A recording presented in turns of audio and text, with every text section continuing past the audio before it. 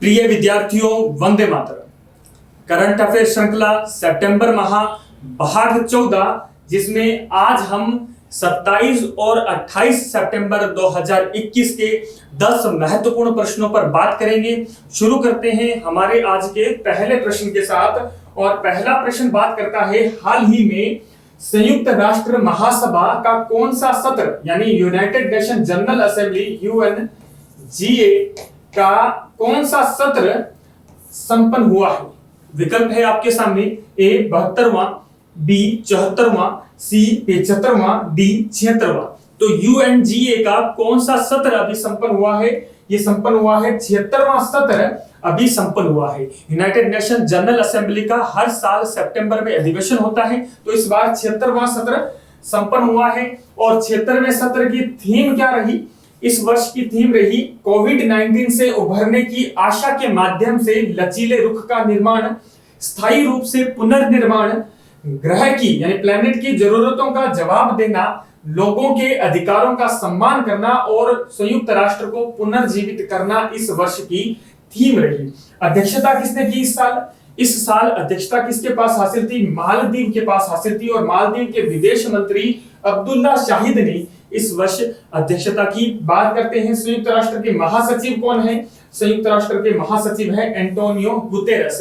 पुर्तगाल से संबंध रखते हैं एंटोनियो गुतेरस, जो वर्तमान में संयुक्त राष्ट्र के महासचिव हैं। अभी हाल ही में इनका पहला कार्यकाल पूरा हो रहा है और दूसरे कार्यकाल के लिए इन्हें दोबारा चयनित कर लिया है, जो 1 जनवरी 2022 से 31 दिसंबर 2026 तक रहेगा। बात करते हैं प्रश्न संख्या 2 पर। हाल ही में 27 सितंबर को राष्ट्रीय आपदा प्रबंधन प्राधिकरण का स्थापना दिवस मनाया गया। इसकी स्थापना कब हुई थी?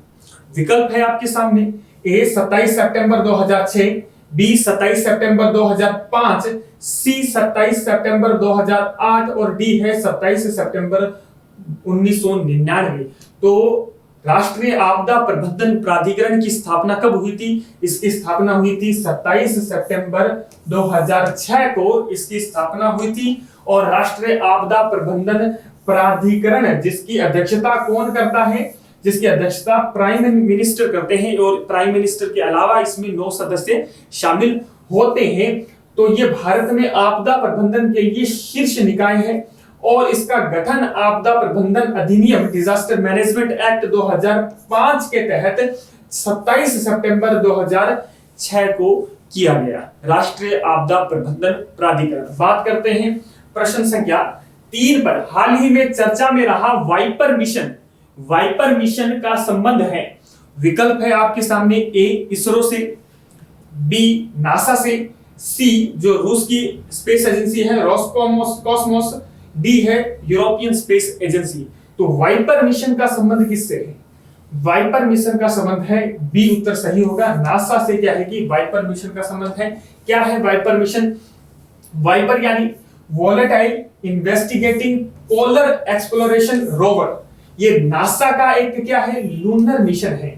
ये नासा का लूनर मिशन है। 2023 तक चंद्रमा पर पहला मोबाइल रोबोट इसमें भेजे जाने की बात की गई है।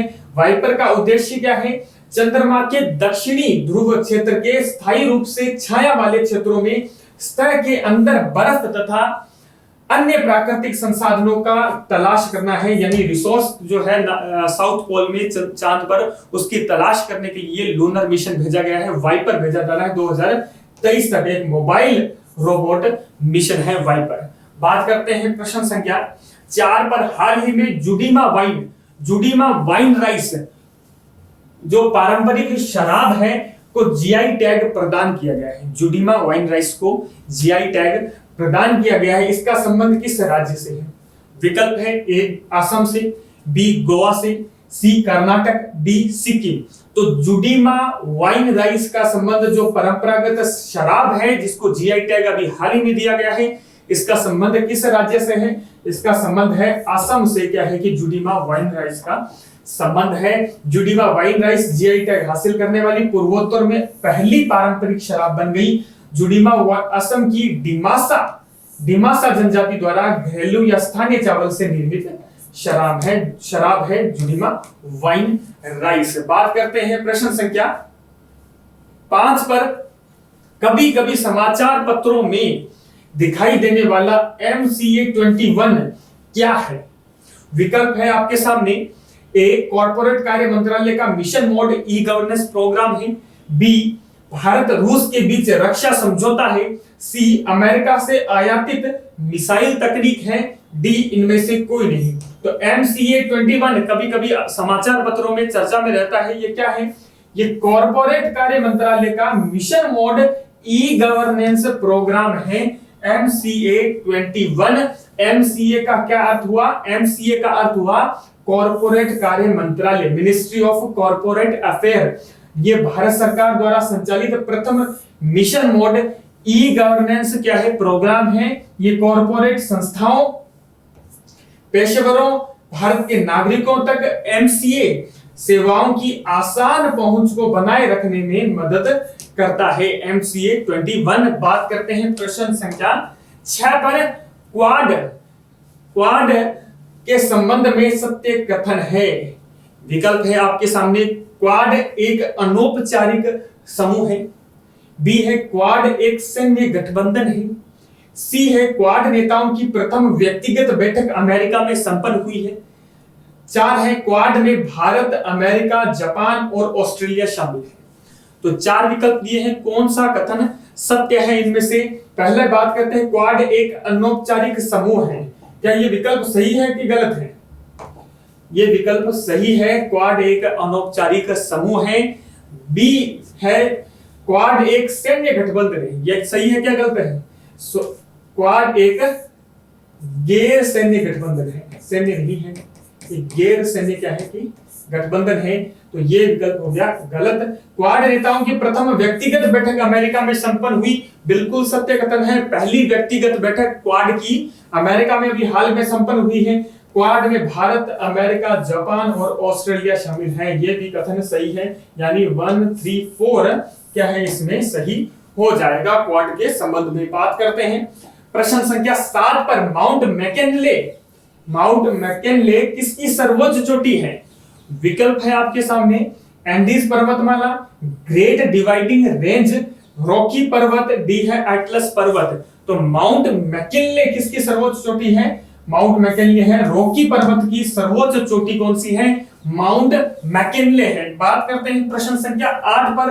राजस्थान बजट 2021-22 के अनुसार राजस्थान राज्य आयुष अनुसंधान केंद्र, राजस्थान राज्य आयुष अनुसंधान केंद्र की स्थापना किए जाने की घोषणा की गई है। कहां पर की गई है? विकल्प है। ए जयपुर, बी अजमेर, सी जोधपुर, डी उदयपुर। तो राजस्थान राज्य आयुष अनुसंधान केंद्र की स्थापना कहां की जाएगी? सही उत्तर होगा बी अजमेर में इसकी स्थापना किए जाने की घोषणा की गई है। बात करते हैं प्रश्न संख्या 9 पर। हाल ही में GI टैग प्राप्त सोजत की मेहंदी का संबंध राजस्थान के किस जिले से है? सोजत की मेहंदी का संबंध किस जिले से है? विकल्प है भीलवाड़ा, उदयपुर, पाली, अजमेर। तो हमें पता है सोजत की मेहंदी का संबंध है पाली से। इसका क्या है कि संबंध है। बात करते हैं आखिरी प्रश्न पर। हाइपरलूम चर्चा में रहता है। हाइपरलूम क्या है? विकल्प है इंटरनेट डोम नेटवर्क, बी निकट निर्वात ट्यूब यानी नियर वैक्यूम ट्यूब में संरचना में उच्च गति से चलने वाली ट्रेन, सी ध्वनि रहित सौर ऊर्जा से चलने वाली पनडुब्बी जो कि प्रोजेक्ट 75 का एक हिस्सा है, डी है भारत व फ्रांस के मध्य रक्षा उपकरणों की खरीद से संबंधित समझौता है। तो हाइपरलूम क्या है? हाइपरलूम है, सही उत्तर होगा बी उत्तर सही होगा। ये नियर वैक्यूम ट्यूब संरचना में उच्च गति से चलने वाली ट्रेन है हाइपरलूम। हाइपरलूम इसे क्या बोलते हैं? इसको परिवहन के 5वें माध्यम के रूप में माना गया है।